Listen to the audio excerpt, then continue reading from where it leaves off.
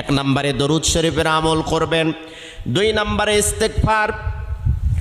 আপনার মুখটা এমন হয়ে যাবে আল্লাহ রাব্বুল আলামিনের কাছে দোয়া করার সাথে সাথে আপনার দোয়াটা কবুল হয়ে যাবে। সব সময়ের জন্য পড়বেন আস্তাগফিরুল্লাহ আল্লাযী লা ইলাহা ইল্লা হুয়াল হাইয়ুল কাইয়্যুম ওয়া আতুবু ইলাইহি। যদি না পারেন তাহলে পড়তে থাকবেন শুধু আস্তাগফিরুল্লাহ। তিন নম্বরে আপনি পড়বেন ইয়া যাল জালালি ওয়াল ইকরাম। এই দোয়ার ওজন আর এই দোয়ার গুরুত্ব এত বেশি, কোন বান্দা বান্দি যদি পড়তে থাকে ইয়া যাল জালালি ওয়াল ইকরাম, আল্লাহ রাব্বুল আলামিন তার জন্য সহায় হয়ে যাবেন। চার নম্বরে লা হাওলা ওয়ালা কুওয়াতা ইল্লা বিল্লাহ।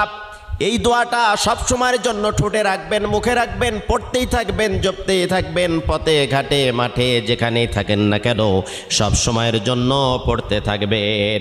পাঁচ নম্বরে এই দোয়াটা পড়বেন দোয়ায়ে ইউনুস। যত কঠিন বিপদ হোক না কেন ইউনুস আলাইহিস সালাতু